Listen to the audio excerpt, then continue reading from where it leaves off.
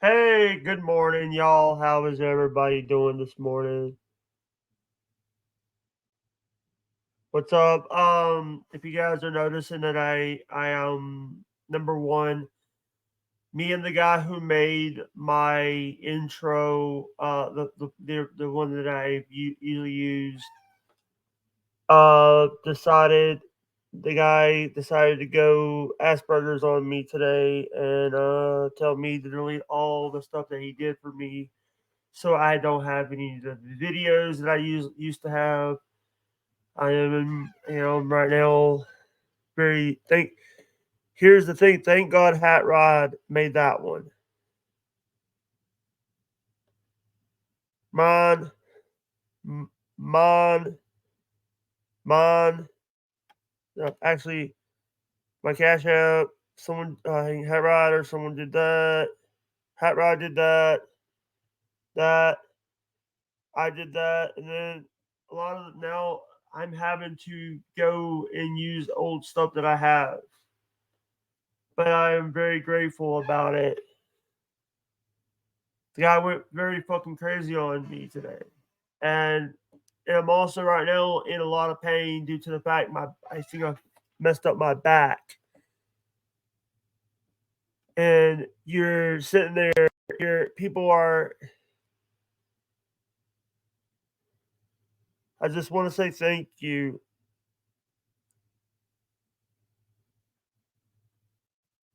I just want to say thank you so much for everybody that watches the show. Welcome to the show. My name is Jake. Uh, don't need these right now. I also have a big thing. Bobby Nick is not with our show anymore. Bobby Nick, I wish Bobby Nick well in his future endeavors. Again, he is no longer part of the show. I am not excited. It's something that happened.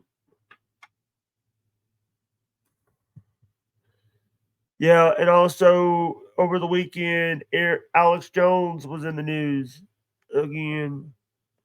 Oh, that's right. I have this. It did.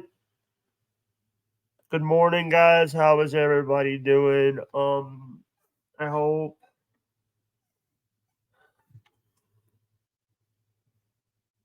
Um,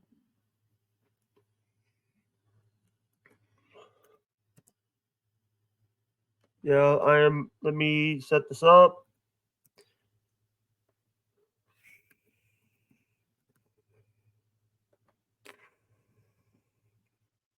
You know, I got a little gift coming soon.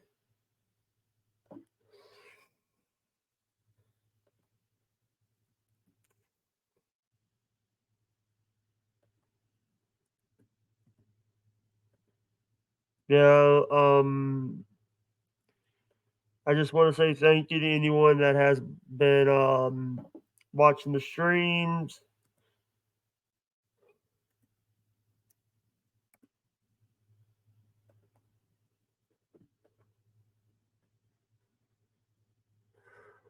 Yeah, Alex Alex Jones. Guys, we do have a goal of $20. Oh, and by the way, we have a new rule. If Holyoke is on stream and you want him to get off the, this is a little something that I said before. If Holyoke Joe is on stream and you want him off, just put $50 in my Cash App or Venmo, and he's gone from the stream for one stream.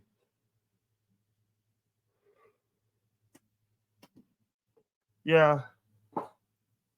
Oh, and by the way, Joe, he did pay. He did pay.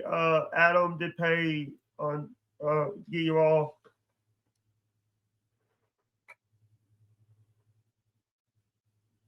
Yeah,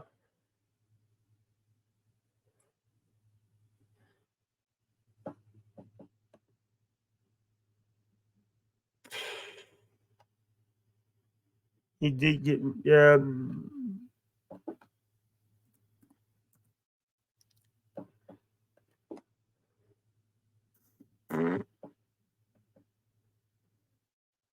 I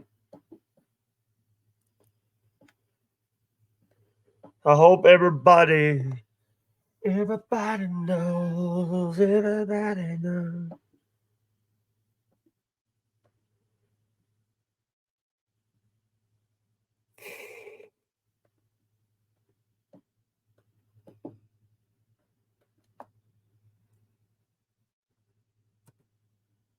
Is awesome.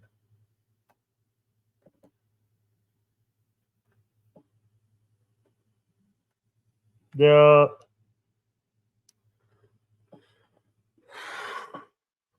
Yeah, and what comes here?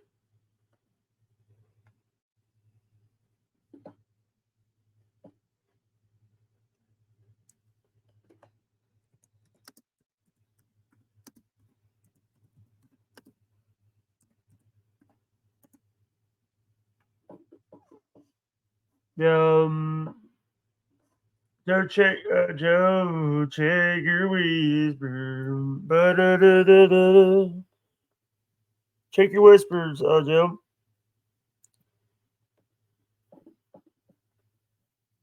Da-da-da-da-da-da.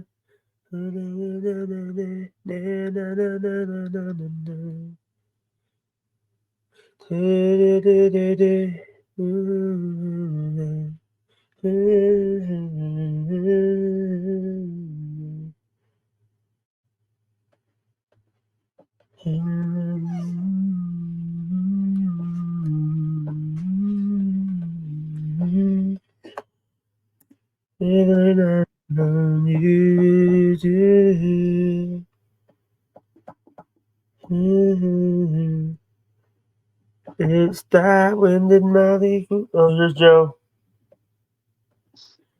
Good morning. Yes, sir. How you feeling? Good morning. How you doing this morning? Hold on. Let me get it set up here. TV set up. I should have waited. Ladies and gentlemen, Woo! from the Public Love Fun Show. For plus from also you've wrestled in WWE before, right? Or refereed matches. I've done everything you could ever do that I ever wanted to do. I've even done something that I've never even talked about before here. I actually, one of my goals after being in the ring with Hulk Hogan, Shawn Michaels, Batista, John Cena, The Rock, and so on and so forth. One of my goals after all that, like, how can you top that, right, Jake? Yeah. Does that make sense? How can you top being on pay per view with Hulk Hogan and Shawn Michaels? Well, I topped it by doing it when Raw went off the air in Montreal with Hogan, John Cena, and Batista.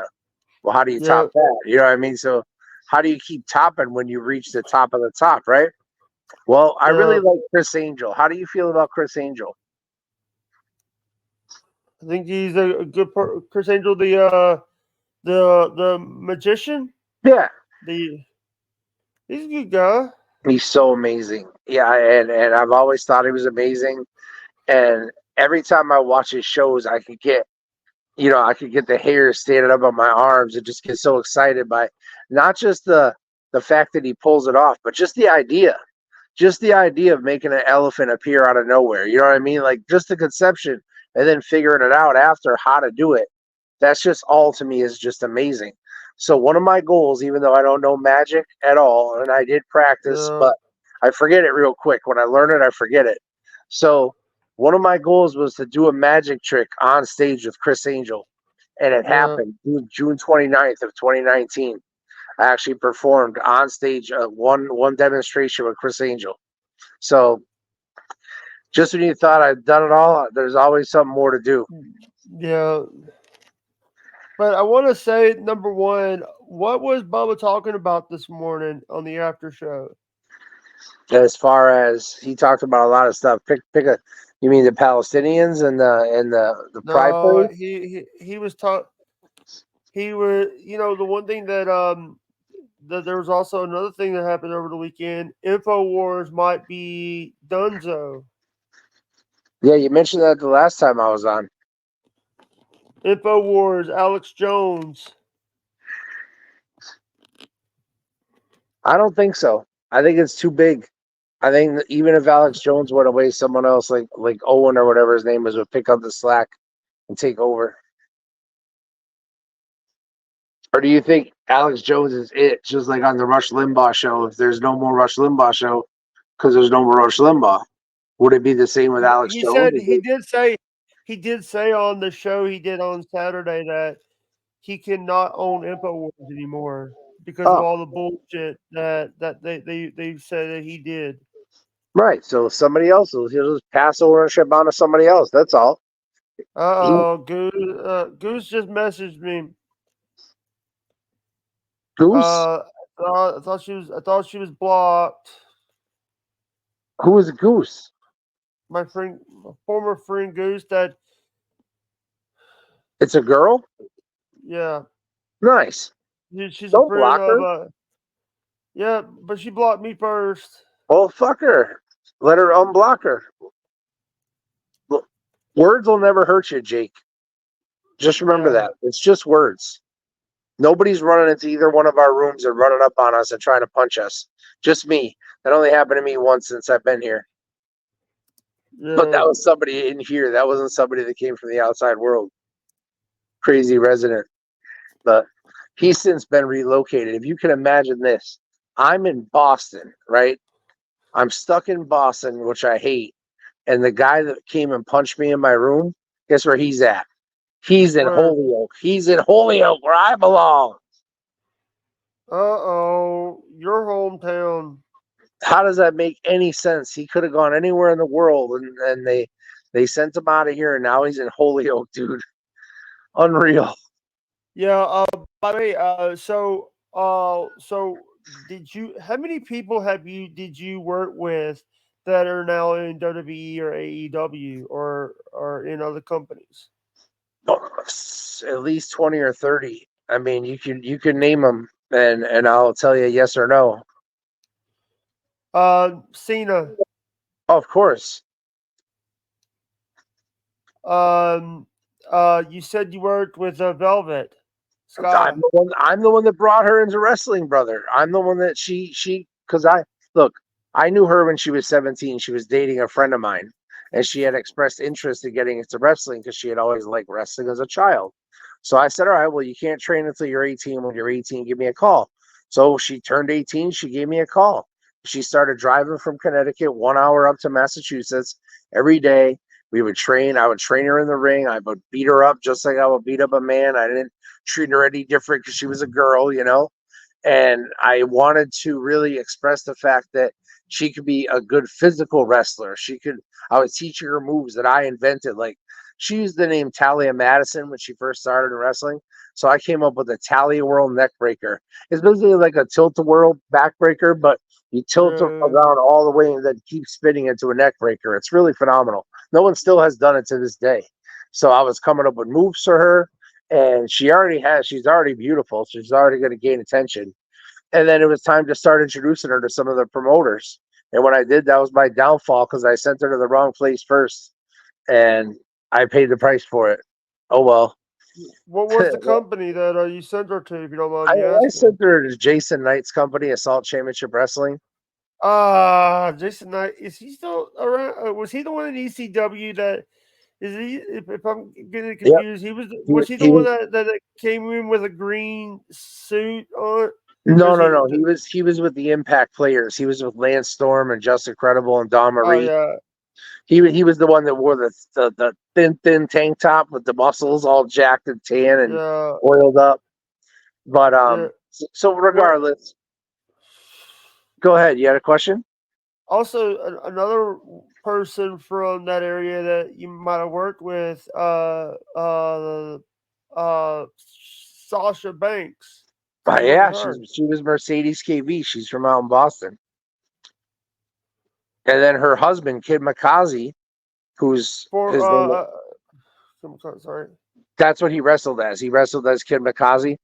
But he ended up getting a job in WWF when she did. He was doing the seamstress stuff behind the scenes, but he was still on the road. He was on the road on Raw. He was on the road on SmackDown. Just he wasn't wrestling. But I wrestled him on January 18th of 2004 in one of my wrestling shows. the worst thing that could have ever happened you could imagine. Now, you know, when you set a show, you're setting it out months in advance, so you have time to promote it, correct? Yeah. So I had already established this show back in September that I was going to have. I was going to have a show in October, and I was going to have a show in January. So January 18th, 2004, I set the show for a 1 p.m. on a Sunday.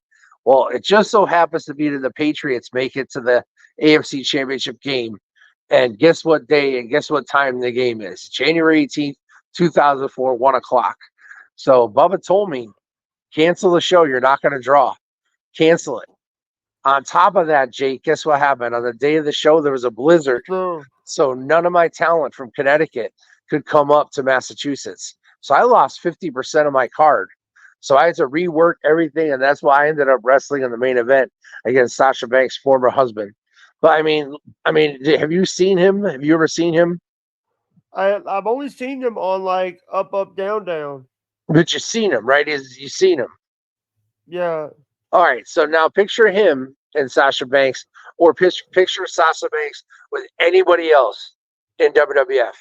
Picture her with like what's that kid's name? Austin Theory, or the other guy, his tag team partner, Grace Waller, or any of these guys that would any body wrestlers. Just picture her, all these giant, muscular, attractive men. And how long do you really think she's going to sustain? Sorry to interrupt, but I do have I wanted to cover this. April and Aaron.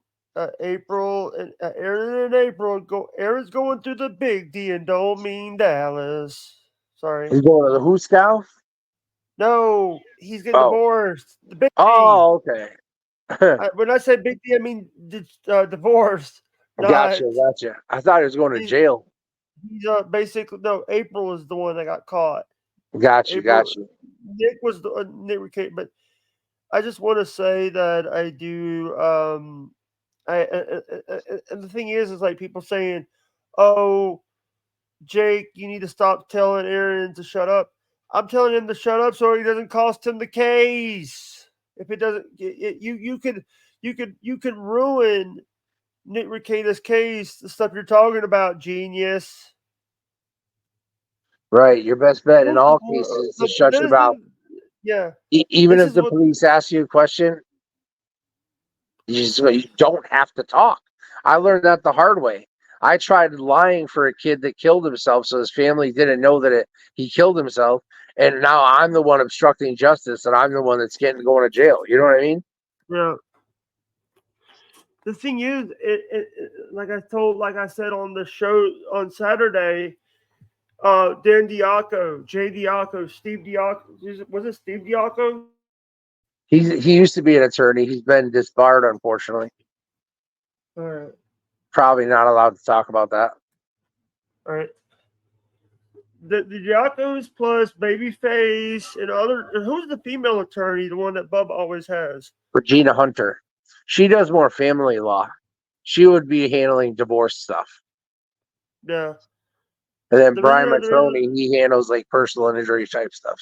Slip and fall. Kevin Hazlett. Yep, he's there too. But he's more big. He's way more big time now. Yeah. Ever since he run for Congress, yeah, he's elevated his game to a whole nother level now. So he's not even in. He doesn't even come in anymore. And I'm sorry that I'm saying this. One of the things that I've always said is Aaron should keep his mouth shut. A lot of the big attorneys would tell him to shut the fuck up. Tell him to shut up about this stuff. Not talk about it. Let me tell you, Jake. Sometimes as a content creator, we live our lives so much in the open, and we're so honest and truthful about everything. Yeah. Sometimes it's to our detriment. So like when I first went through the legal situation that I went through, or now that I've gone through the sickness situation that I went through, all the times that Bubba is asking me questions, I'm always answering them honestly. So even if it's to my detriment, even if it's like, yeah, I did drugs, or yeah, I have sex with all these different women, or any of this stuff that's bad, I'm not doing well. So obviously I've overcome it. Obviously I'm clean. I'm not drinking alcohol. I'm not smoking cigarettes. So all that stuff is a positive, but I did it. I ain't going to lie to you and tell you I didn't do it. But now I just don't see a need for it. It's a waste of money and it's not good for your health. And we can go on and on why all that stuff's bad for you. But I had to learn it the hard way. Does that make sense, Jake? Yeah. And the thing is, and also you said on earlier streams that you worked with Mike Bennett, Miracle Yeah, Mike of course. Bennett. But I was on every show Mike Bennett was on, I was on. So Yeah. Mike Bennett, Matt Taven, Vinny Marsalia, who's now Vincent, part of that tag team with Duke and AEW. What are they called? I always forget the name of Religious. their I think team. it was religious. Religious. It's like the four in the first. righteous. Righteous. Righteous, yes. You're good, man. You're good. But here's a little thing. They were that's the same tag team name they had in ROH. Oh, okay, because I never worked with whatever his name is. Dutch, I think his name is. Dutch, right? The one that looks like the big boss man and does the boss man slam. But now they're putting those guys together with Lance Archer. And they're putting them together as a trio. Wait, I love Lance Archer, brother. I don't know about you, but I think he's amazing. Was he in WWE? Was he in WWE before? He was. He was terrible. He was so awful in WWF, and then once they fired him, he went over to Japan, and he started taking himself seriously. And once he elevated that game, now he came back. AEW signed him, and everybody dies. That's his song. Yeah. I'm sure you've heard it. Yeah. And he's got a new finish. He's just got it. He's got it going on. So did you get to work with Jimmy Rave? Jimmy Ray. Who's that? Where's he from? Jimmy Rave. He was from like the Philadelphia area. Jimmy Rave, the skinny kid. Yeah. Yeah. I thought you said Jimmy Ray. I thought you meant Jimmy Del Rey from the Heavenly Bodies. No. You know what I'm talking about, right? One of the people on YouTube says, Jimmy, don't give him a mic, Rave. Because of a promo that he did. Because of a promo he did in at Ring of Kings. People didn't like. Hey, but again, you know our favorite saying when we get together: controversy creates cash. So if people are talking about it, then whether it's good or bad, if people are talking about it, then it's good, right? I remember when he was working with GTS Grimm's Toy Show Wrestling out of New Jersey. I remember watching his matches in GTS, and unfortunately we lost him. He had a staph infection. It was an amputee. That's shit. It happens to the best of us. Wrestlers are human too. Yeah. For the longest time, I thought I wasn't, man. I'm telling you, I thought I was going to do it at the level I was doing it until I was 80 years old. I didn't see any signs of stopping whatsoever. So once the thing started and I wasn't able to really walk or put weight on my ankle or my foot anymore, it became a little bit more difficult. Yeah, and the thing is, it's like people see, like, you know, people are seeing like people trying to do wrestling now. I've seen people do wrestling and do the stupid moves like the pile drivers and stuff. You can get really hurt if you don't know what you're doing. Not me. And when I give a pile driver, I could pile drive you, Jake, you not knowing how to do anything, and I'd still protect you because I got a huge ass, and my ass would take everything. Your neck, all you'd have to do, I would tell you, Jake, tuck your chin. And I'd lift you up and I'd drop down on my fat ass and I'd protect you. You wouldn't feel a thing. It'd be like laying in bed. You know what I'm saying? That's how good I am. And pile driver is one of my specialties. Even a tombstone. Yeah. I could hold somebody up on a tombstone and I could tell you, Jake, wrap your arms around my waist and tuck your chin. And I could literally jump up and drop down on both my knees and your head wouldn't touch. It would look like it did, but your head wouldn't touch the ring and it would look so bomb. Because I did this. This is all I did. I was the first at the ring and the last to leave every single day when we had a ring. I usually stream every day, anytime that I want to. If there's any, sorry, I'm just answering an email. Oh, we got an email? Positive. No. It's I'm trying to get this guy Will on the show. Will who? He's not Will Harrod. He covered Steel Toe. He covers the Lisa Jordana stuff. Nice. Nothing's off limits. My schedule's I'm hoping to be off early today, but I have to wait for a UFC fighter to land at the airport tonight. Now, Sounds like a I'm good guest to have on. Sounds like he's got some information to share. Will actually does a lot. If you he's a TV person, so it's very good. But I want to talk about something that so what do you think about good old JR, Jim Ross? I think he's past his prime, and I think he needs to retire. Yeah. He actually said in an interview that he likes AEW better than WWE because in WWE he was a talent relations. In AEW he was just a commentator. Yeah, that means I'm lazy. I don't want to do all the work necessary. I don't want to use all the knowledge that I've acquired over 30, 40, 50 years of wrestling, watching wrestling and liking wrestling. I'm going to waste that. And then I'm going to go on the microphone with younger people that know more than me. And I'm going to make a fool out of myself because I'm going to stumble and bumble over my words and not know what moves are and not know what storylines are being told. That's the most important thing about a commentator is you need to tell the story, right? That's the job of the commentator. The wrestlers do the action, but the commentators are telling us the story of why what's happening is happening. So when you have a guy that and he's slobbering over himself and you don't know if he's going to even live through the broadcast, I mean, they're trotting him out for one match and then they need to put him back because he can't even make it through one match. So it's time for him to retire. Sorry, man. Wrestling has evolved. Just like Tony Yeah, Schiavone, he's been around for 30 years. People may think he's great at his job, but how much mileage can you get out of Sting? And then he tried to do it to somebody else. It's like, dude, no. No. We have evolved. People love nostalgia, yes. But on the same token, wrestling has evolved from the 80s to the 90s. Look at the Attitude Era, 2000s, 2010, 2020, and look where we are now. Look how far we've come, and look how yeah, long it's been. Just since the yeah. Attitude Era, it's been almost 30 years. You mean to tell me the stuff that worked in the Attitude Era is going to work today? No, No, because wrestling's evolved. So why, if yeah, these guys like Tony Schiavone and Jim Ross aren't willing to evolve with it, and they want to stay in the past and just keep, oh, this is what we did, living on past accolades. Wrestling is a what have you done for me lately business. That's why I don't fucking matter to wrestling right now because I put in my work. I put in my 20 plus years.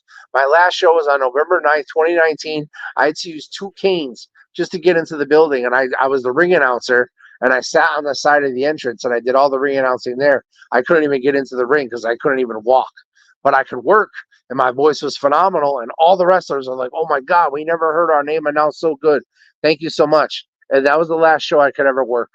And that was it. Right after that, I went into the hospital and that's when I started staying in the hospital forever instead of being a normal individual yeah. living life. I also want to say that one of the things about wrestling is I would love to number one, I would love to go and do a guest spot at a wrestling show. There's SWA, I think it's SWA out of is out of here in Mississippi, South Mississippi. They do shows. They have a good TV tapings and stuff. They do Cool. TV and How stuff. close are they to where you live? They do a show. Actually, they do a show right across the city, right across town at the. I think they sometimes do it at the Armory. They do it at Fairgrounds. I love armories, man. Working at armories is fun because it's hardwood floors. And Yeah, oh man, that hardwood, like almost like a basketball yeah. type floor. Oh, I have something for you, brother. And this is something that I'm not gonna because of copyright and stuff. Due to the fact that the guy comes out to Pantera to Pan fucking Terra. Hold on, I'm looking at. Can you hear me? Yeah, I'm hearing you, bro. Is he coming out to walk or some other Pantera song? I don't remember. It's Because I used to use this is Pantera as an entrance song, but it wasn't Walk. It was a different song. this is a show. It's the System and Danny Duggan versus D'Lo Brown and Aaron Imholt from Crush Pro Wrestling. Okay, Aaron Emhold must be that person from Steel Toe. Is that the same person? Yeah, and if you want, we could go through this match. He I'll tell you a little bit. I've watched this match before. He does Yeah. a diamond cutter at the end. He does a diamond cutter. I'll tell you everything you want to know whenever I can see it. And you know what's funny? I was blessed with the match today. A guy I used to wrestle with, he messaged me Yeah. first thing this morning, and he messaged me an old match that I refereed, and I took a ref bump, and I sold it for 15 minutes like I was dead. 15 minutes of selling. Who sells that long? This guy. Whoops. I'm trying to I'm get ready. right. Let's do it. This is actually Crush Pro Wrestling. The System and Danny Duggan, and this is actually I've watched this before. Mystery Wrestling Science Theater 3000. We are quite over because the next matchup is your Main event of the evening. Wow, main event. That's exciting. Introducing first, the special enforcer for this matchup. Oh boy. From the Steel Toe Morning show. Oh, Aaron Impulse. Oh, you hear that music? yeah. What's the name of it? Walk. He's coming out to Rob Van Dam's music. He's doing nothing with his arms. He's doing nothing to excite the crowd. He's not engaged. There he goes. He should have done that when he came out. He's not engaging the crowd at all. Let's slap some hands. There you go. For the second half of our Why? That's the wrong way to the ring, buddy. What is he doing? That's it. Special guest. He's gonna go sit over there. He's a special guest enforcer for match. Brother, he should have went in the ring. Hey man, He should have got in the ring first, after seeing what happened, sold, and then got back out. You know what I'm saying? Enforcer, as big of an honor as that is, But even as an enforcer, look how far away he is from the ring. What's he gonna enforce? He's sitting behind a table 100 feet from the ring. Main event here. We just saw 6-man tag action, and now we are seeing D'Lo Brown. This. Danny Duggan, Look at this. System out here. Look at this. Aaron Imholt joining at us. this. I like that he comes down with a fanny pack. Table, going to be special guest enforcer for tonight's festivities. And here they come. What's the name of that song? I can't hear the song, brother. All right. Run it back a second. Let me try Not to on hear a it. mission. All right. Terrible at it. Is System the kind of deciding factor in you getting? At least from the mean streets of Winnipeg. Have you ever worked with D'Lo? Oh yeah, I was in Long Island, New York, when D'Lo Brown broke Droz's neck. I was at the show in the Nassau Coliseum. Nobody knew what to do. Everything stopped. Good money. I just got my blood sugar taken. It was 100 even. Ooh. My blood sugar's on point.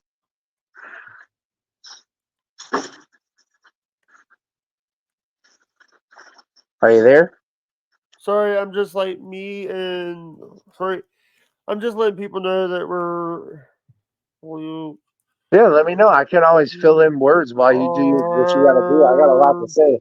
Let's take a look at this crowd here. I put me and Holyoke Joe from the Bubba Army, the Bubba Twitter.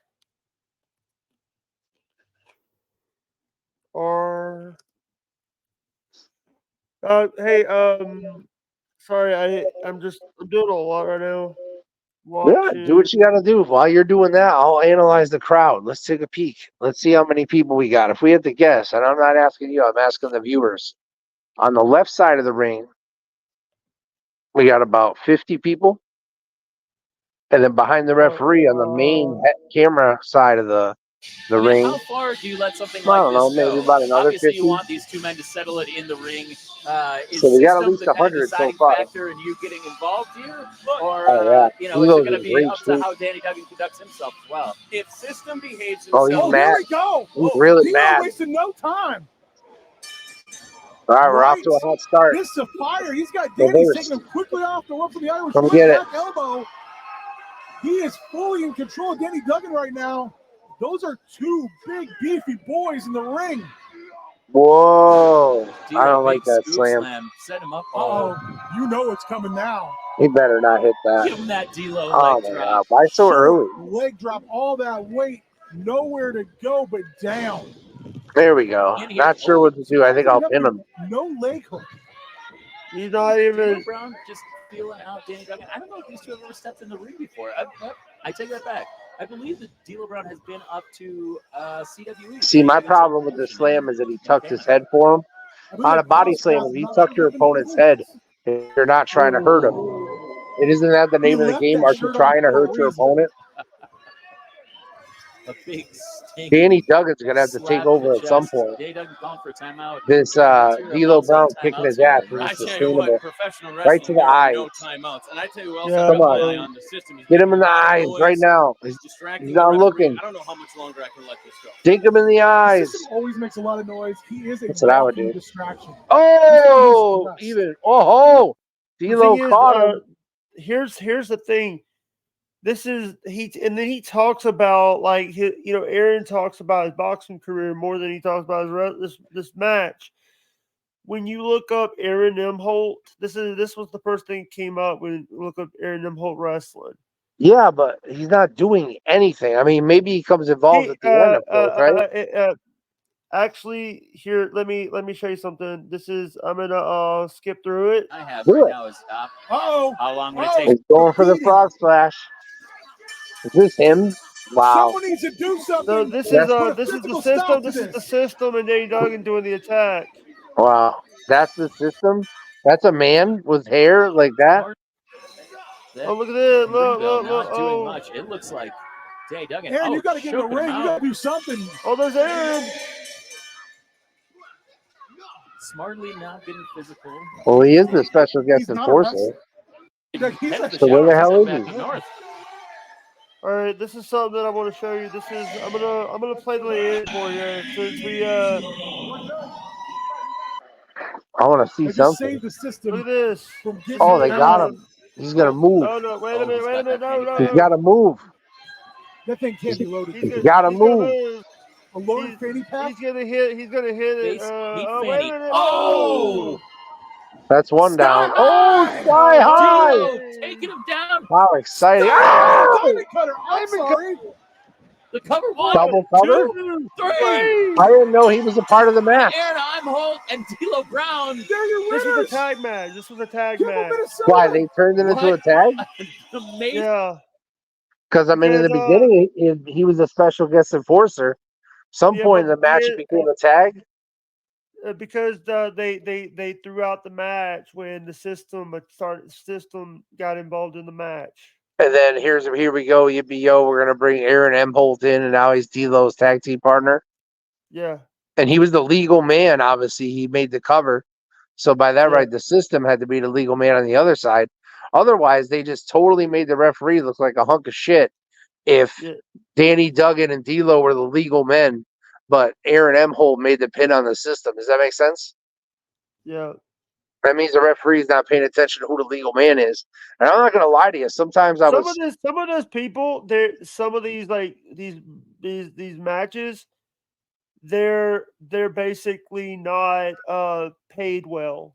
Oh, I know, brother. I worked in the South before too, so I know that.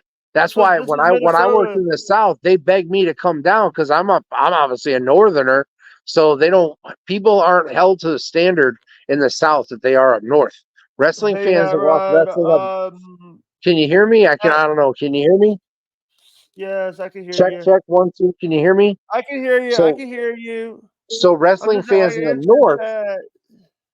Well, check and wait. Wrestling fans in the North are way more stiff than wrestling fans in the South. Wrestling fans in the South will pop for anything at all. They just love wrestling. Wrestling fans in the North love to pick everything apart, and they want people to make mistakes. They want to be able to give the "UF'd up" chant. Does that make sense?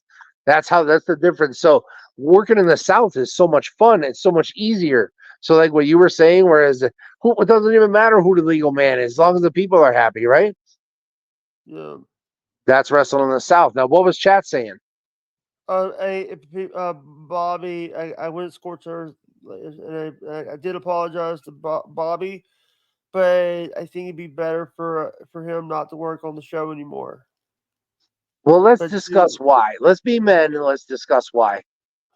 because Let's I not leave don't, it vague. I want to be his friend, but I don't want to work on the show and then every few months we get into these tussles. I would rather take him off the show. And stay in contact with him personally and remain friends. Yeah.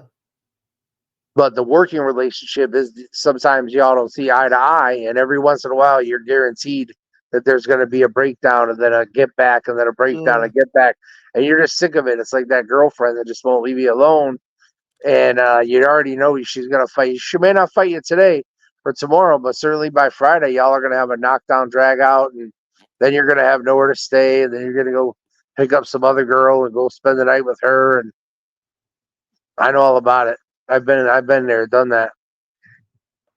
I actually had a lot of fun. I know this is off topic and this is something you probably wouldn't condone of, but for the entire month of December 2017, I stayed at a different girl's house every single night. And I had no idea. I didn't plan it. It was never planned. It all just fell into my lap night after night after night. I never knew where I was going to end up, how. I mean, I was in different states. I was in upstate New York. I was in Connecticut. I was in Massachusetts, Rhode Island.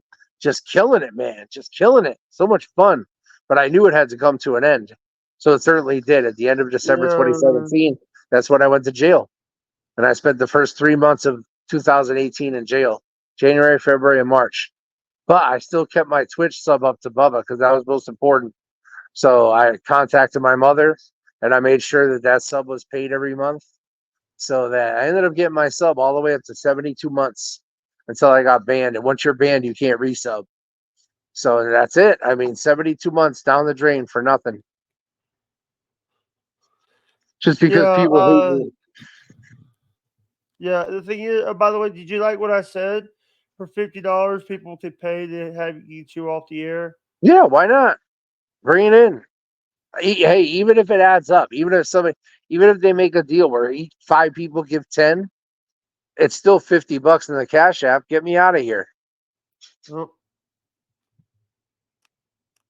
Yeah, I also want to say that number one, people who are a lot of people that are going to watch this live or not live, people are going to say, "Oh, why is Holyoke Joe Holyoke Joe's done more?"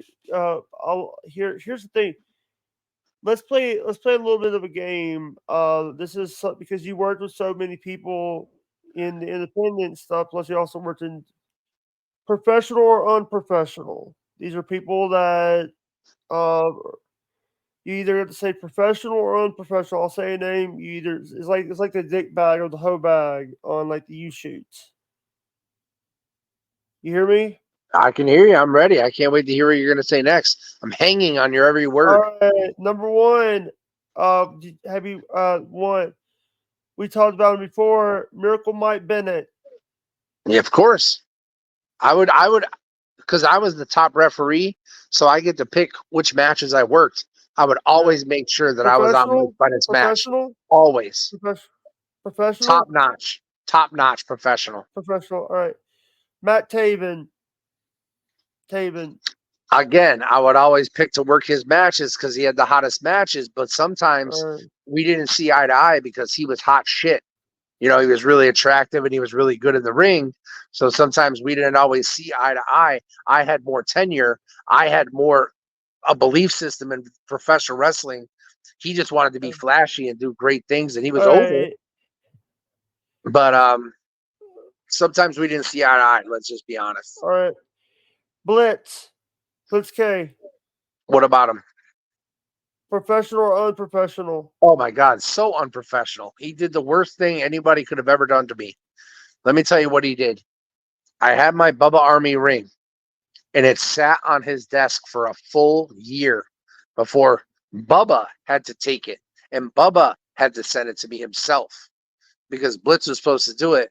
I didn't have contact for Blitz, but I stayed in contact with Lummy. And I would ask Lummy at least once a week, "Hey, can you ask Blitz about my ring?" And Lummy'd say, I'm going to ask him. And then one day I was watching the show, and during hot mic, Blitz held up my ring from his desk on the camera and said, "See that, Joe? There's your ring." And then he put it right back down. And he knew how much I was asking.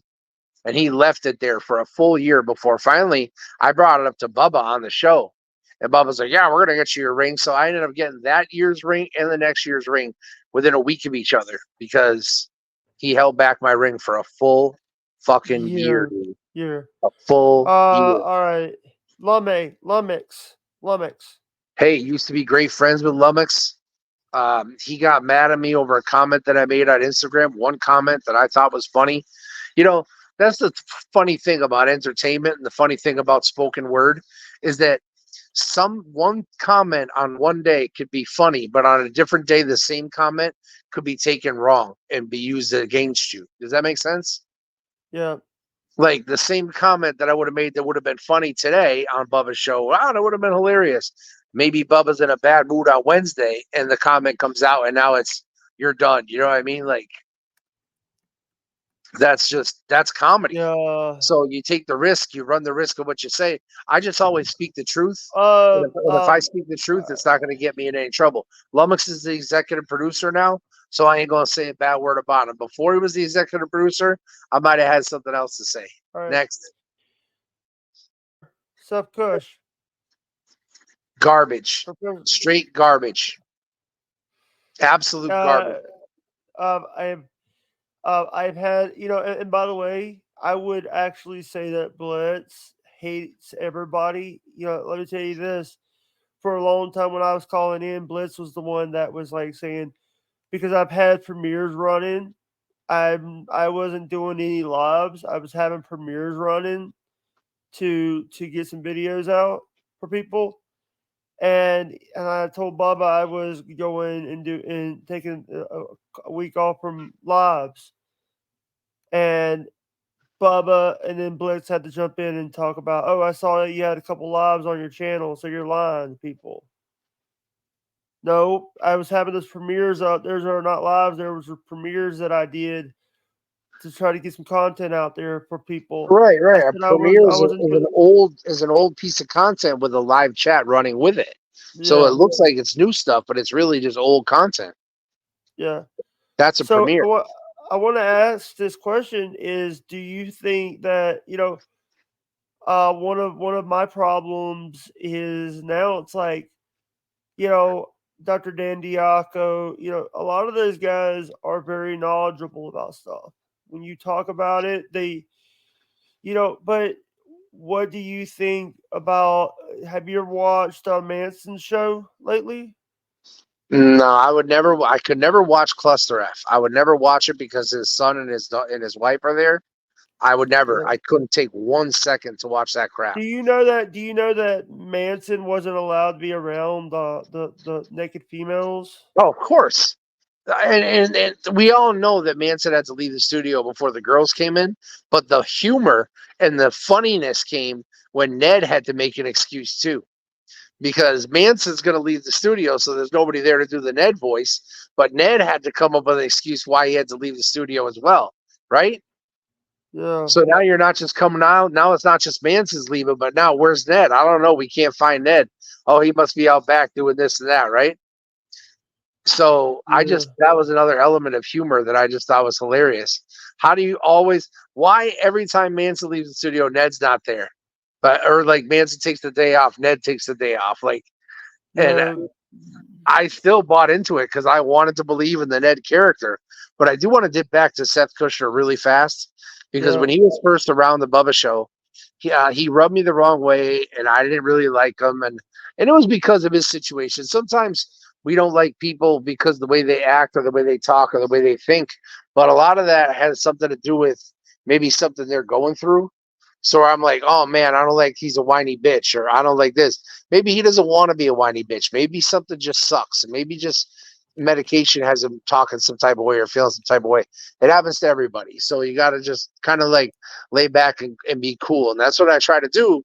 But then he really took on this approach that I hated him. And then he quit and he was gone. And everything was good once he was gone. Now he's coming back, right?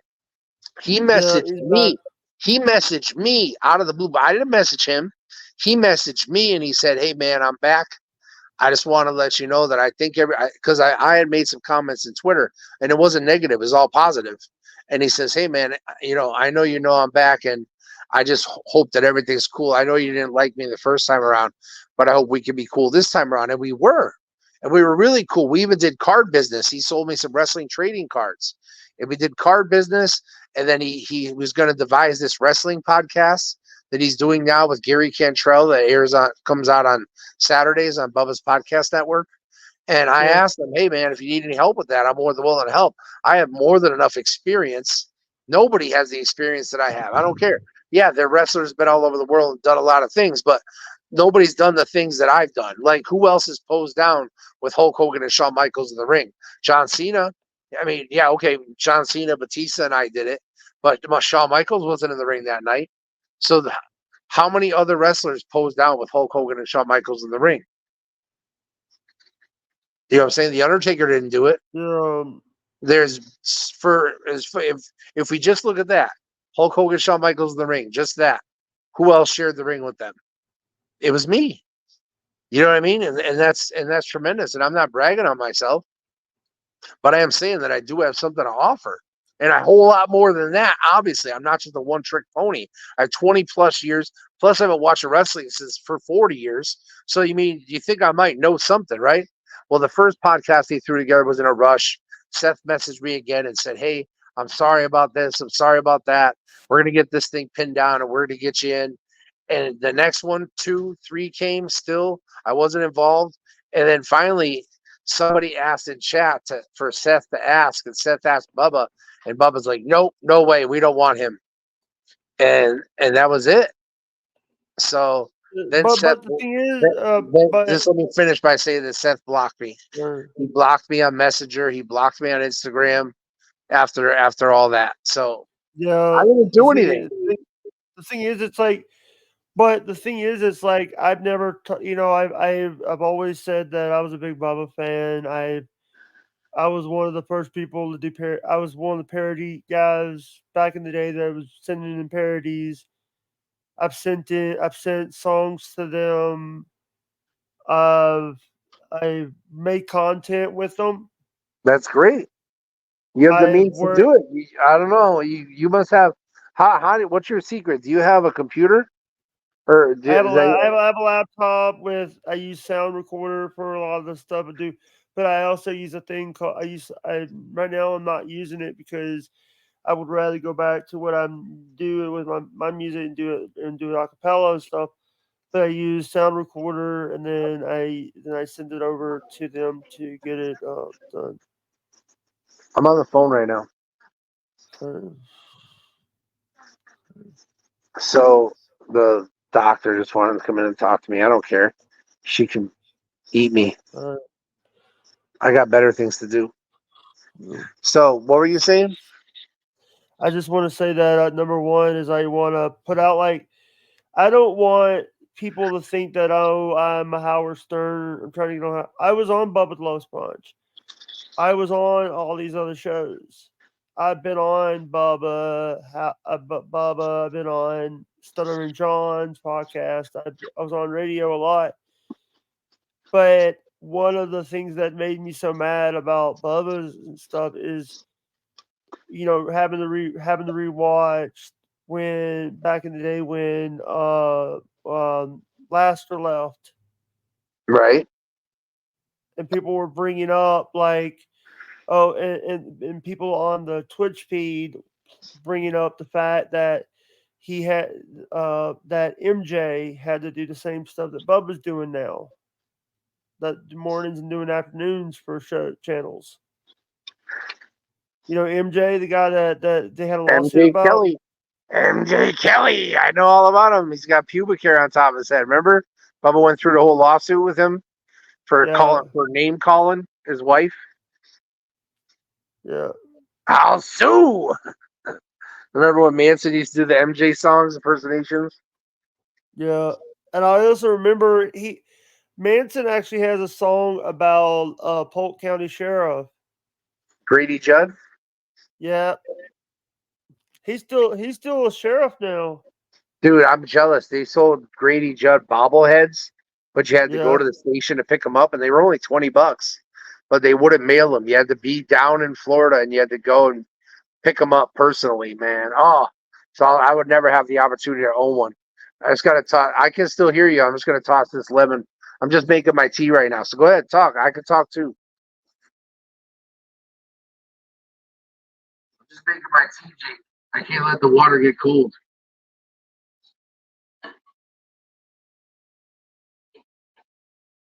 Tea time. You drink tea, Jake? Oh, Do you drink tea?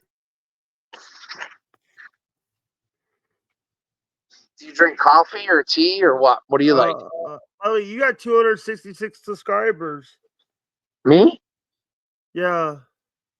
Yeah, even though I have 200 and whatever subscribers on the tubes, I still can't go live.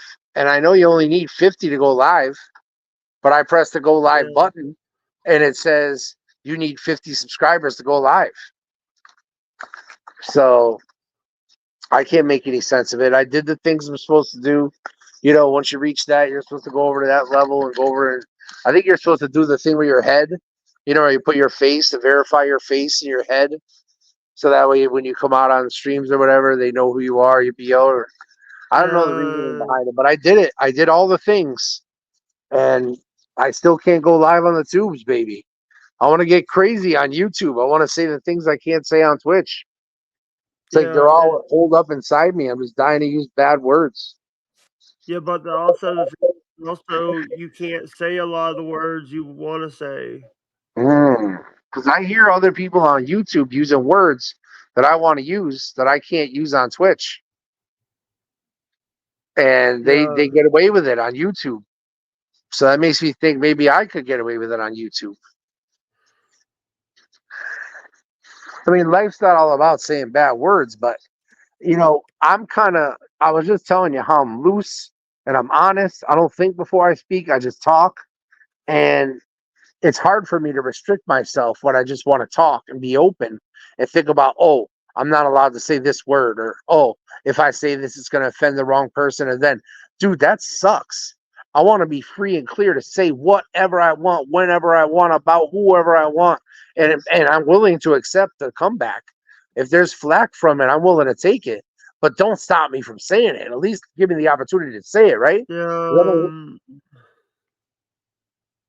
If I do something dumb like we were talking about last time we talked and we used the wrong word and we got suspended for 7 days, we deserved Yeah. it. I used the word knowing full well. I used the word on purpose. I used that word when I used it to expose the person that was in my chat. I knew that they would report me and I wanted to see how far they'd be willing to take it. And they took me to a 7-day suspension. So now I know who I can and can't trust. I had to pay the price, but I learned a lesson. Does that make sense? I'm making my tea right now. I'm pouring my hot water over my tea bags. Hold on, I'm doing something right now. This water out here gets cold fast. The water they bring you on your lunch tray, Yeah. it gets cold really fast. But they brought me up a whole bowl of fresh sliced lemons to put in my tea as well. I just started doing that. I never put lemons in my tea before. The reason I have to drink tea in here because the coffee is undrinkable. The coffee in this place is worse than if you took dirt from the ground and put it in a coffee machine and pour water through it. I also want to say thank you to so many people that have been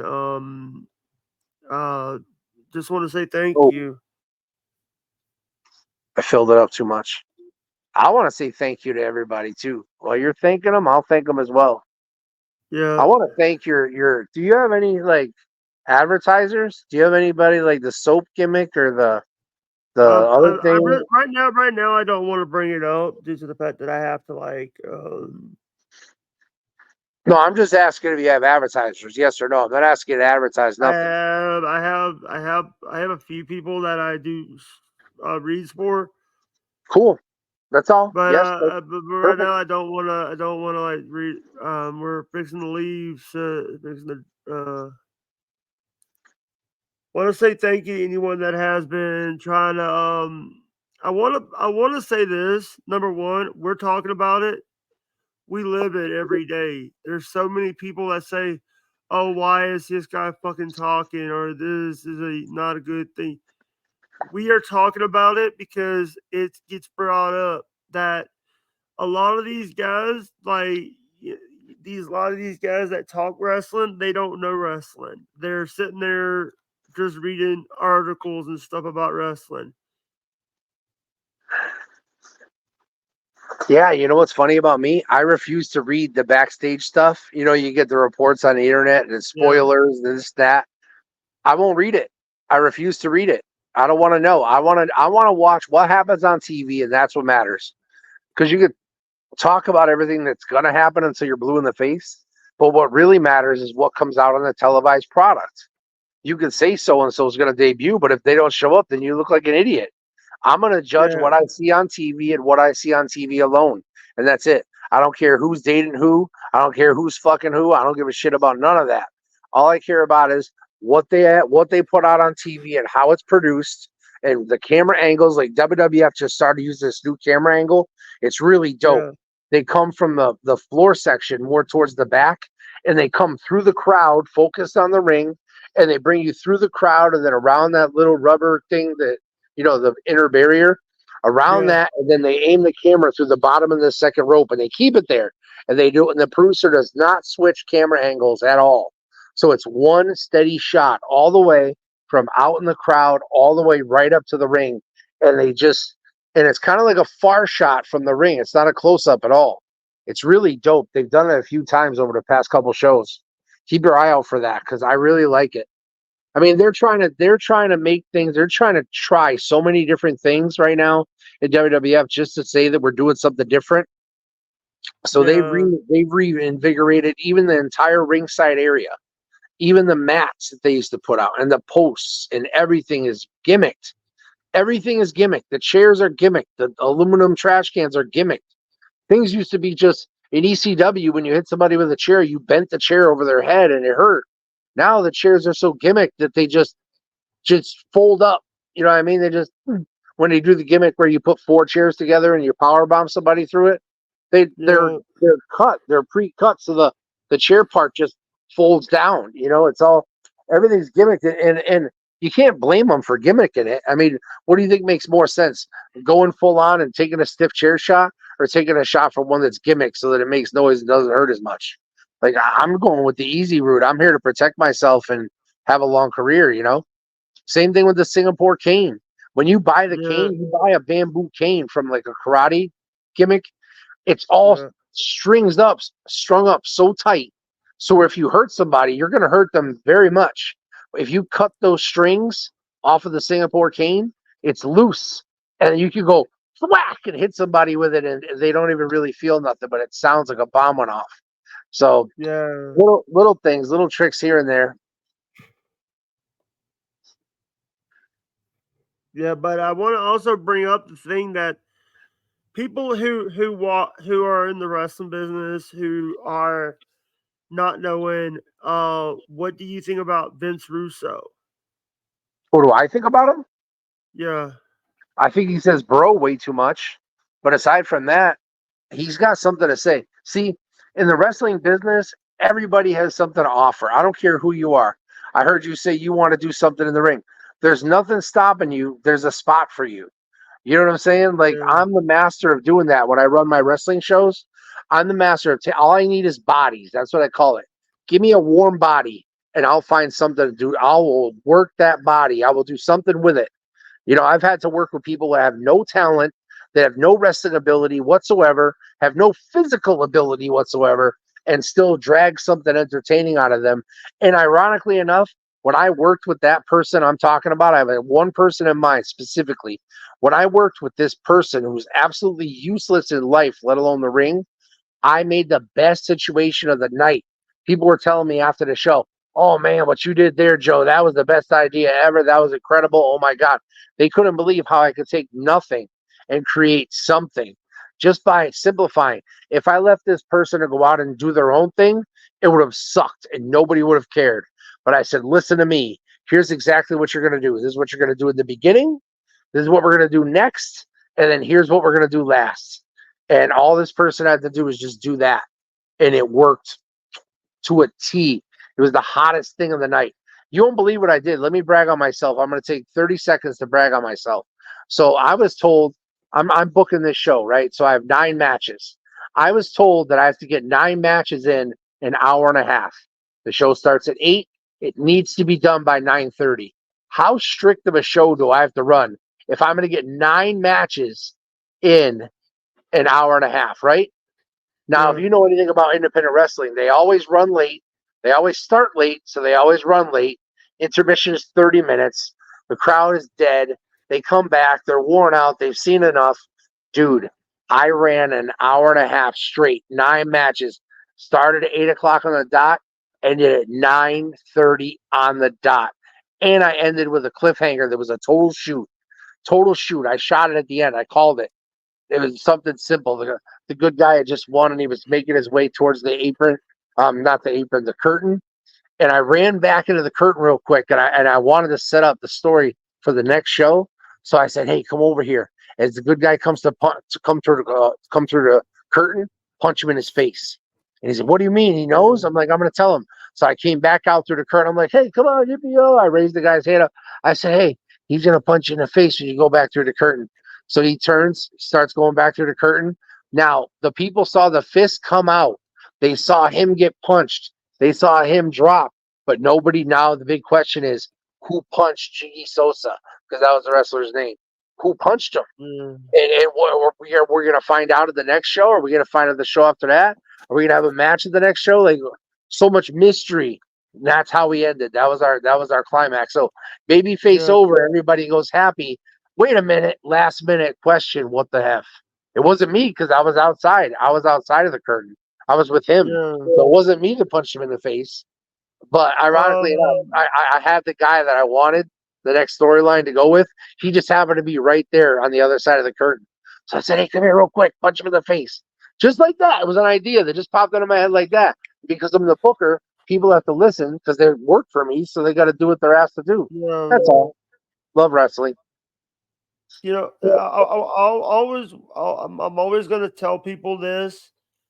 Wrestling, you know, you can actually go to a company and say, "Hey, I can actually call some of these companies out here and say, hey, I would love," and I could tell them my credentials, and they'll work with me. Well, especially when you tell them on the platforms you have. Like, Yeah. I have a YouTube stream that I stream daily, that I have this many viewers, and people support me, yippee-yo, and I have this many subscribers and all that, and I can promote your show, and you can help me promote me, and everybody wins. And you can even sling merch. That's why it's good to have merch, because there's no better place to sling merch. People come with money in their pockets when they come to wrestling, and they're just looking for a place to put it. So I help them find a place to put it, and I always take every fan's money. Every time I had a show, I made sure that I had their money, and they didn't by the time they left. Yeah. The thing is I've also heard Matt Caradona said that he doesn't carry shirts anymore. He would rather need to have an online thing. Okay, that's cool. That takes away a little bit of the fun. Like, for example, you remember in ECW, remember BWO? Yeah. Remember how hot the BWO shirts were? Because it was like so niche. Because it was like, okay, we all have NWO shirts, but how many people really have BWO shirts, right? Yeah. Well, I work for ECW. So I seen Stevie Richards with this insider shirt. Remember the outsider shirt with Hall and Nash? He had this shirt that said Insiders. And it was a picture of him and Blue Meanie on it, like Hall and Nash. And I'm like, oh my God, like, how the hell? He gave me the shirt out of his bag, and I have it. And it's not like you could buy it. We didn't carry it at the merchandise table in ECW. He wasn't selling them on his own. So it's just such a cool, I can't believe he gave it to me, man. Just imagine, like, because remember how hot wrestling was in the 97? Remember the Attitude Era? Remember the Monday Night Wars? Yeah. Remember Hall and Nash when they came to WCW? They were so cool, and NWO was so cool. Be real, Yeah. you were there. How old were you? Like 13? I don't know how old you were. In the 90s, I was like 3. I was like, So you didn't I get to was- experience the Attitude Era at its finest. I watched a little bit of WCW. I remember Bash at the Beach when they were at the beach. And they had the water around the ring. That was beautiful, dude. That was such a beautiful scene. Yeah. Beautiful. One of the things that I would like to bring up is like, so the problem is now it's like everybody and their brother think they're wrestlers. They buy a ring, or they buy like these plastic championship belts. You buy them at Walmart and stuff. But now it's like you also need training. You need to go to wrestling school. You need to go to EPW wrestling school. You need to go to Wildcat wrestling school in New Orleans. You need to go to Memphis wrestling school in Memphis. You need to go and get some real training, because a lot of this is something that I heard that Jerry Jarrett. Yep. He's dead now. Someone went up to Jerry Jarrett and said, "I work in the business.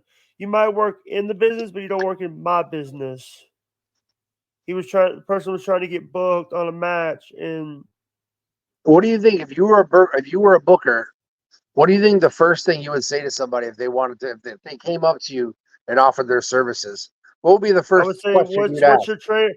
What's your training? How did I know you know? Where did you train at? Who'd you train with? How many matches have you had? Where have you worked? You know what I mean? Yeah. In this Where day did and age, you? in this day and age, we can pull out our phones and I can show the booker, look, this is me and this is where I worked. And this is in my day, we didn't have that luxury. I couldn't pull out a VCR and a TV and put my videotape in and say, look, this is my matches, right?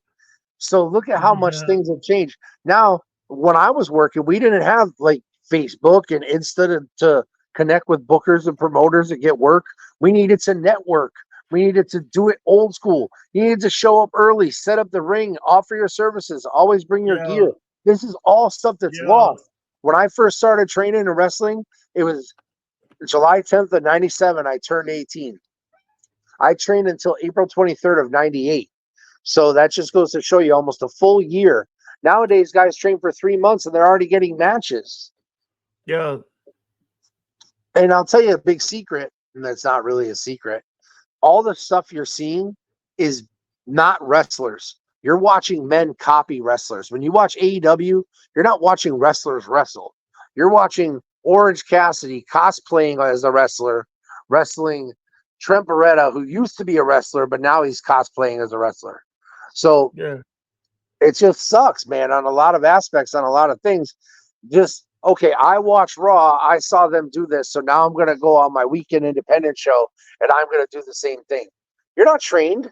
You didn't do it. And that's why people get hurt and people do get killed. I was on a show where a kid got killed. The kid, he was 18 years old. He did a moonsault off the top rope, over-rotated, fell back on his heels. His back of his head smacked off the gymnasium floor, and he bled out right in front of all the fans. Yep. That was in Connecticut. So, and he was properly trained, and he was the nicest kid, but accidents happen. So when you put your body on the line like we do, or I did, you know, people just say, you know, that's why when it's one thing for you haven't taken 2 million bumps and you know what I mean? You actually a little sorry if I'm you might have done something, but you didn't take 2 million. Let's be honest. Hey, also, the one thing that you know, and also this is something I used to, you know, I've taken. I'm not like want to like. I think that I'd be better as a manager, or yeah, of course. talking. But guess what? I'm gonna let you in on something. If a manager comes to my wrestling school to train as a manager, guess how they get trained? The same way as the wrestlers. Exactly. You're going to learn the same bumps. You're going to learn the same psychology. You're going to learn the same everything, and then you can develop your character as a manager. But everybody everybody learns. You got to learn how to first take your bumps. That's more Yeah. important than anything. Because managers inevitably does take what? bumps too. Managers take bumps. That's what people want to see. That's the whole point of having a manager. They want to see that guy get his face punched. His ass kicked. But on the same token, when you have a manager, when you have a good manager can come over when the referee's not looking, get one cheap shot in, and then turn around like a chicken shit, face the crowd and say, I didn't do nothing, and the referee turns around and the crowd goes crazy. Then you got somebody like John Cena Sr., who's a hog for attention. So he'll grab a headlock and he'll hit the guy 30,000 times until the referee turns around and catches him, and then makes an ass out of the referee, because now why isn't the referee swallowing him? Well, that's not the finish. Oh, okay. Well, now do it again. Well, I'm sorry. I disqualified John Cena Sr. for doing the same thing I was just talking about, because I gave him ample time to cheat behind my back, and he wouldn't stop punching the opponent. So it wasn't the finish, but I disqualified him. I said, that's it. Thinking back, I should have just kicked him out. Thinking back, in all fairness, but when I caught him the first time, I said, if you do this again, I'm going to disqualify this match and it'll be over. And he did it again, and he stayed doing it right in front of me, even though he knew I turned around. Yeah. So he wasn't happy. When I came into the back, he says, I'm not happy, but you did the right thing. And that's what you got to do sometimes, even though wrestling is what? Fake, like people say. That's why it sucks so much. People say it's fake, because they're degrading all the contribution that I put in with my body and the things that I never wanted to do, like taking the bump off the top rope, taking a front flip bump off the top rope. You know how Flair used to do? Remember he'd take a buckle, front flip over, run up the other side, and run up the top, and then get thrown from the top. That bump sucks, brother. Taking that bump from the top sucks. It jars you. It's like you get thrown from the top, you end up in the middle of the ring, and you land flat on your back. Like, that sucks. And then some asshole is going to come up and say, oh, that stuff? Oh, you mean that fake shit? That's when you know you can't. There's no reason to even argue. There's so many people. Look, there's a couple different kinds of people involved in wrestling. Well, you have the people that aren't involved that think it's fake. They're just ignorant. You can't argue with them. But then you have your fucking know-it-alls. Now, I'm a know-it-all, and I have every right to be a know-it-all because I lived it. I did it. People that, there's a know-it-all. I won't use his name, but there's a know-it-all that does a wrestling podcast right now, and he knows nothing. Kevin Spincoli? Are you talking about Louis Spiccoli? No, Kevin Spincoli from the Whole Effing Show podcast. Oh, no, I'm not talking about him. I don't know any wrestlers. Thank God you won't talk. That guy's an idiot. Oh, he's an idiot? Yeah. He on last week on one of his shows, he put April's name in the title of one of his shows on Rumble. God, he's an idiot. That guy's a jobber. If you got to use somebody else's name in a title of your show, you're a jobber. Was it Joe Cronin? Dan Cronin? Joe Cronin? Is that another podcaster? Yes, Joe Cronin. Hey, listen, let me tell you something, okay? I'm sure you've heard of that one wrestling podcast they do on Sirius, Busted Open, right? With Bully Ray and Tommy Dreamer or whoever else they put on there. You know, Dave LaGreca, is he on there? Yes, that Mark is still there too. All right, so that's a big time wrestling podcast. And sometimes clips come out and I'll watch them and I'm entertained by it. And I agree by a lot of the things that Bully Ray says, but I don't listen to that podcast. So if I don't listen to that, why am I going to listen to 83 Weeks? Or why am I going to, yes, I love Jim Cornette and I'm overwhelmed by his entertainment and his wisdom. So I can put it on, but I can't. It's too overwhelming. That's why I can't watch Dark Side of the Ring. I've never watched one single episode of Dark Side of the Ring because it covers too many topics that I already knew. Things that I lived through, things like the whole Scott Hall thing. Like, I don't know if you know this, but I was doing a show in outside of Rhode Island on the other side of Massachusetts, Fall River, and Scott Hall was on our show. And there was a huge sign on a banner that said, New England's #1 top promotion. He read that sign and he thought he was in England. He thought he was in the UK. So the video is there. If you look up Scott Hall Top Rope Promotions on YouTube, you can see where I have to actually physically come down to the ring and remove Scott Hall. I had to make the decision. I wasn't the promoter. The promoter wasn't available. and there was nobody else I could ask. I was dressed as a referee, so I felt as an official, it was my duty to save the show and save his whatever you call it. Let's say I don't even know the word I'm looking at, but just get Scott Hall the hell out of the ring. He was so out of his mind. He was slurring his words. He was just so I just came down and I just nicely took him out. I had to actually lift his leg up for him, put it over the second, squeeze his head down under the top, and then walk him down the stairs. And then to get back up to the stage, he would have to go up more stairs. I just opened up the barricade and took him out through the side. Just on the spot decision making. And it all went as well as it could based on the fact that he should have never even been in the ring in the state that he was in. But nobody knew better, and they let him out there. So once he's out there, what do? Everything in front of the crowd is now visible. We live it. One take. You can't retake. You can't, Scott, we'll wait till you're sober. We go back out to the ring. But whatever.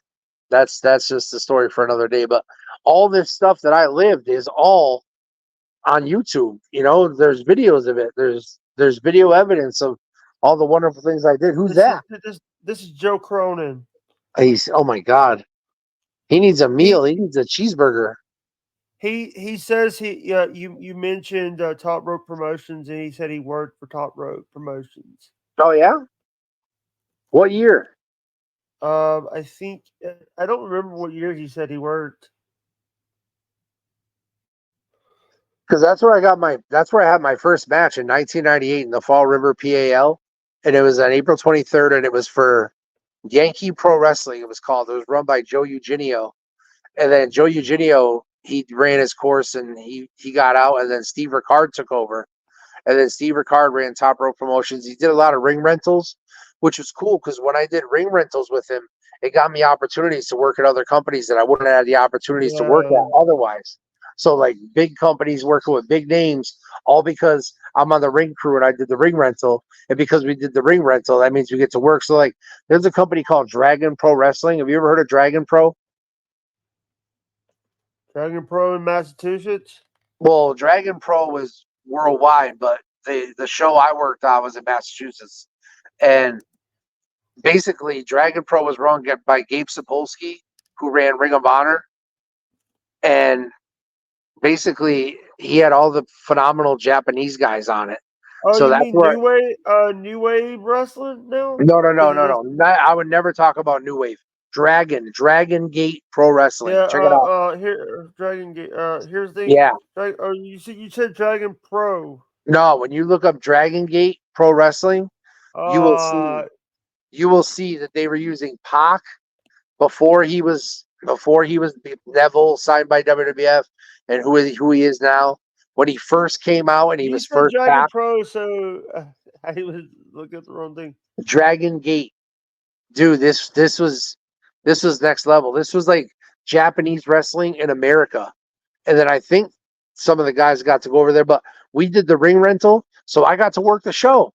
I got to work with all these guys. I got to be in the back and see all these guys without their masks and stuff. Like that's unreal. Yeah, that's why certain things, it's like it took away the fun when you see the guys without their masks. Did you look at it? Did you check it out? I'm looking at it right now. I don't think they're in business anymore, are they? They're in there's Dragon Gate USA 2000 closed in 2015. Yeah, I believe it. And purchased by WWE in 2020. Oh my God. Wow, that's awesome. I bet you they turned that into that thing they got. I don't know what the name of the company is because I'm ignorant and I don't care about certain things as it pertains to this. But there's a company where WWF's getting their talent from, and they actually let Evolve. So Dragon Gate became Evolve. That's what it is. And that's where WWF's taking a lot of their talent from. Guys that are coming from Evolve, they're bringing them up to NXT and then making their way up to TV. Yeah, I just want to say that we've been live for an hour and some change, and we're gonna end. Hell yeah, dude! I did 36 hours yesterday. Yeah. 36 hours of straight streaming. You know that it stops. It stops counting after a day and 8 hours. Yeah.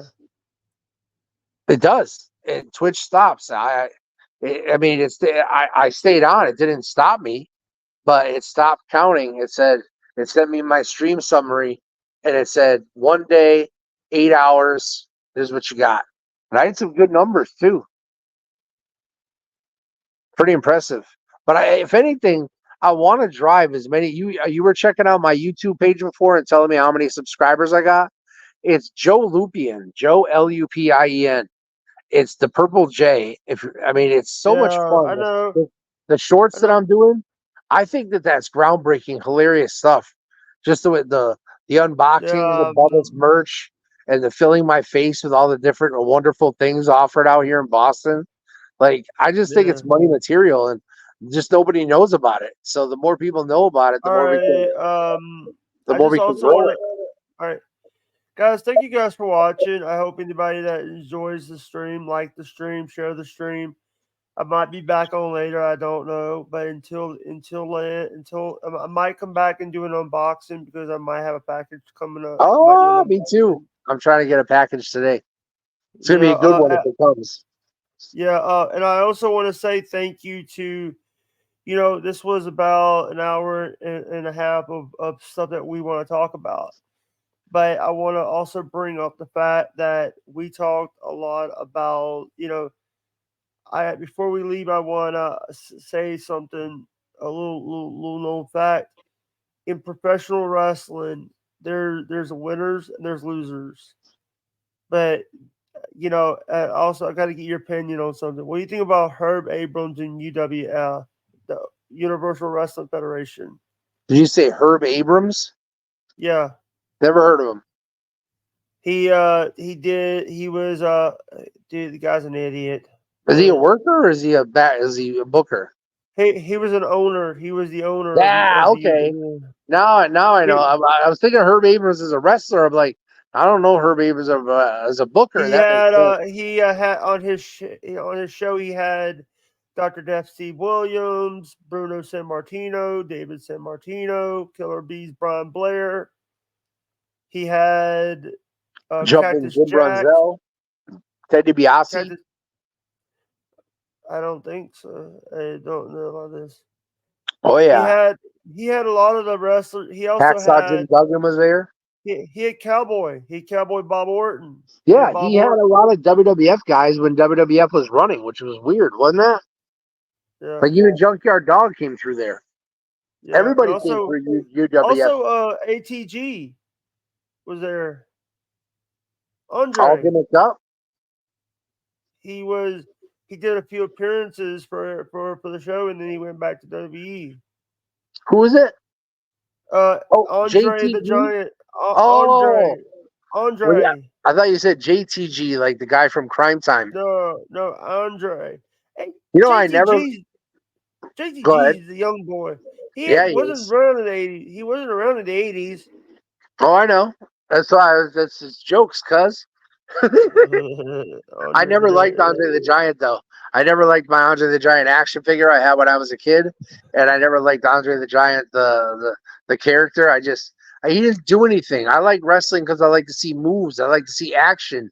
He was just roar, boom, one big shot, one big slam. No, that's boring. No, some dude. The changes is I lost a bunch of stuff due to the fact Jib got a little bit pissy at me. I don't have my cool intro anymore. I have this again. I used to have a good intro. Now it's like, dude, I said it in chat. That intro today was awesome. Awesome. The visuals, the sound, I felt like I was on mushrooms. It was so awesome. Loved it. Now you need to work on an outro. Now that you got a cool intro, you need to maybe hit a little music and play us out so we don't dry and just dead. You know what I mean? A little mellow music to play us out. You know what I think of when I hear to play us out? Do you remember Bill O'Reilly? Were you old enough to remember that? Or is that? No. Remember I don't remember a lot of stuff. That's okay. Bill O'Reilly was ending his show, and on the paper for what he was supposed to read. He said, to play us out, we're going to have Sting. And Sting was they were going to play a Sting song, not Sting the wrestler, Sting the musician. And he goes, to play us out, what does that mean? What does that mean to play us out? And they're like, yeah, the director's trying to tell him what to do. He goes, fuck it, we'll do it live. And then it came out live. It was off camera content. You ever heard about fuck it, we'll do it live? Yeah, I one of the shows that I worked on. The name of it was "We'll Do It." Shit, fuck, we'll do it live. So now but you knew where it came from? Yeah. Oh, okay, cool. Yeah, I think we're about 10 years apart, so I may have experienced 10 years more of things than you. So I don't know what you saw when you were growing up. Like, you blew me away when you said you were 3 during the Attitude Era. That means you didn't get to enjoy the Monday Night Wars, dude. 3 or 4. Was born in 93. I was born in 93. But I'm sure you watched that stuff back at some point. Like, at what age did you get into wrestling? Like 2000s. So you're about 7? I remember when Kane jumper cabled Shane's nuts. Oh my God, yeah. Wow. Okay. So that's cool. And then I'm sure you backtracked and saw some stuff. There's always history. I'm sure you had the WWF network and you were able to go on there and see cool stuff that you may have seen. There's always something. Man, thank God for the internet. Especially you were talking about something before. You mentioned wrestling. And I just want to mention something about wrestling and how important wrestling is. Because we've had family members come and go. We've had friends come and go. We've had friends that we thought would be our friends to the end, and they left us flat, stabbed us in the back. But guess what? Even pets come and go. Through all this, wrestling is the one thing that's always been there no matter what. I may have nothing else right now in my life, but I have wrestling. I know tonight when I turn on my television at 8 o'clock, wrestling is going to be on. And it's going to be on until 11 o'clock. And then they're going to do a little after show. And then there's going to be wrestling on tomorrow night. There's going to be wrestling on Wednesday night. And lots of wrestling on Thursday night.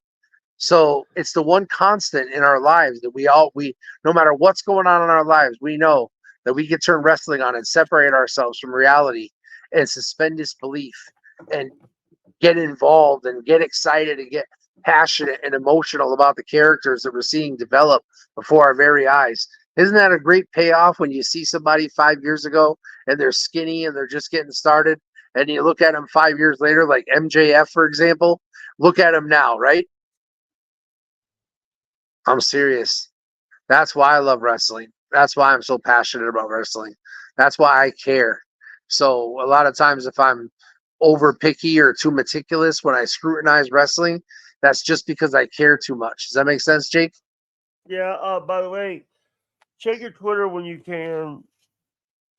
Okay, I sure will. Yeah, and I also want April M. Holt would be a big improvement. She's available. No, and she blocked me and stuff, and I don't want. And I'll be very honest with you, she was kind of a cunt to me. So how's she looking though? Is she blonde? I really don't want to talk about her because we don't want to talk about it. I'm gonna respect Aaron and not Aaron's talk about her husband. That's her former ex-husband. Right. Former ex EPO. She's free. I don't let that whole I'm married thing get me down either. If I'm hitting on a woman, if I think she's attractive and I want to do things, the old me would just do it. The new me doesn't care anymore. The new me's well beyond any of that stuff. The new me is blessed. The new me is anointed. And I want to stay anointed and blessed. And I want to go to heaven. So I'm not going to let any of that evil stuff the devil put in front of me years ago invade my space any longer. Get behind thee, Satan. That's what I tell him. I wanna say thank you to anybody that just came on to the show, came on here, and guys, I think we gotta let's put someone through a table and get out of here. Hey, I want to thank everybody that's going to watch this after, because I'm going to post this to my socials, and people that are going to be exposed to your show. Maybe I never got the chance to see it before. I got a couple Yeah, people that love I it. actually tagged. By the way, I tagged. I did tag a few people, including D'Lo Brown, because we talked about Mike Bennett. Yeah, but I said something about D'Lo Brown that's not really shouldn't be brought up. So look, if I don't care, I own everything I say, but I did bring up something that happened in D'Lo Brown's career that he doesn't want to hear about. You know what I'm saying? Yeah. But D'Lo Brown's not going to come to the nursing home and kick my ass either. So it's just words, brother. That's what I'm saying. That's why I don't bother blocking people, because it's just words. Unless they're just incessant and they're way out of control and they spam the whole chat with garbage, then I gotta at least time them out to chill them out. A nice 5-minute times out works wonders. You'd be surprised. If somebody's acting like a jerk, you give them a 5-minute timeout, put them right back into shape. I know you got to run. I got to run too. My lunch is getting cold. So it's been real love you guys. fun. Bye, guys. Bye, Rock and guys. roll.